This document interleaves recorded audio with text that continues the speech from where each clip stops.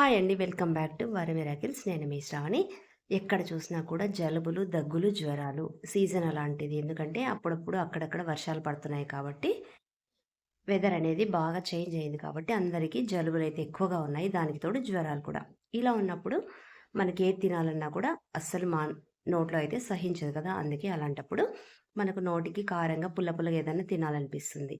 అందుకే ఈరోజు నేను కారంగా, పుల్లగా, కొంచెం జిగురుగా ఉండే బెండకాయ చట్నీ అయితే చేసి చూపిస్తున్నాను ఈ వీడియోలో. మీరైతే వీడియోని మాత్రం ఎక్కడ స్కిప్ చేయకుండా చివరి దాకా చూడండి. చివరిలో లైక్, మీ అమూల్యమైన కామెంట్ ఇవ్వడం అయితే అస్సలు మర్చిపోకండి. ముందుగా ఈ బెండకాయ చట్నీ కోసం అయితే నేను 400 గ్రాముల దాకా బెండకాయలు అయితే తీసుకున్నాను. అది కూడా కొంచెం లేతగా ఉంటేనే బాగుంటాయి బెండకాయలు అనేది. మనకు కట్ చేయడం ఈజీ అవుతుంది. చట్నీ కూడా టేస్ట్ అనేది బాగుంటుంది. ఇప్పుడు ఈ బెండకాయలని బాగా వాష్ చేసేసుకున్న తర్వాత వీటిని మరీ చిన్న ముక్కలుగా కాకుండా అట్లానే పెద్ద ముక్కలుగా కూడా కాకుండా మీడియం సైజ్ అయితే మనము కట్ చేసేసుకోవాలి. ఇలా మీరు తీసుకున్న బెండకాయలన్నింటినీ కూడా ముక్కలుగా కట్ చేసుకొని ఒక గిన్నెలకైతే వేసుకొని పక్కన పెట్టేసుకుందాం. ఇప్పుడు స్టవ్ వెలిగించుకొని స్టవ్ పైన అయితే పాన్ పెట్టేసుకుందాం. అందులోకి 2-3 స్పూన్ల దాకా ఆయిల్ అయితే వేసుకొని ఆయిల్ కొంచెం వేడెక్కిన తర్వాత మనం కట్ చేసి పెట్టుకున్న బెండకాయ ముక్కలు అయితే వేసేసుకుందాం అన్నీ కూడా. ఇవన్నీ వేసిన తర్వాత ఒక 2 నిమిషాల పాటు హై ఫ్లేమ్ మీదనే మనము వీటిని బాగా ఫ్రై చేసుకోవాలి. అప్పుడే ఇందులో ఉన్న జిగురు అనేది పూర్తిగా పోతుంది. అప్పుడే మనకు చట్నీ అనేది టేస్ట్ అనేది బావుంటుంది. ఇలా ఒక 2 నిమిషాల పాటు మీరు వేయించుకున్న తర్వాత ఇందులోకి 2 పెద్ద సైజు టొమాటోలను కూడా చిన్న చిన్న ముక్కలుగా కట్ చేసుకొని అయితే వేసుకుందాం. అలాగే 4, 5 పచ్చిమిరపకాయలు అంటే మీరు తినగలిగినంత కారం ఉన్న పచ్చిమిరపకాయలు, పెద్ద సైజు ఉల్లిపాయ ఒకటి చిన్న ముక్కలుగా కట్ చేసుకొని అవి కూడా వేసుకుందాము.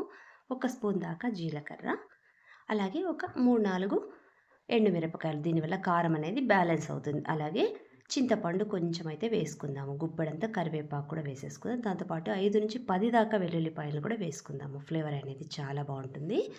ఇప్పుడు ఇవన్నీ వేసిన తర్వాత అన్నీ కూడా మీదకి కిందకి బాగా కలిపేసుకుందాము. నేను పెట్టుకున్నది స్టీల్ ప్యాన్ కాబట్టి తొందరగా అడుగు అనేది మాడిపోతుంది. అందుకే కంటిన్యూస్గా మనము కలుపుతూనే ఉండాలి. ఇలా ఒక 2-3 నిమిషాల పాటు మనము కలిపేసుకున్న తర్వాత వీటికి మూత పెట్టేసుకొని ఒక 2 నిమిషాల పాటు ఈ ముక్కలన్నింటినీ కూడా మెత్తగా మగ్గించుకోవాలి. 2 నిమిషాల తర్వాత మీకు చూపిస్తున్నాను చూడండి. బెండకాయ ముక్కలన్నీ కూడా పూర్తిగా బాగా మగ్గిపోయినాయి కదా!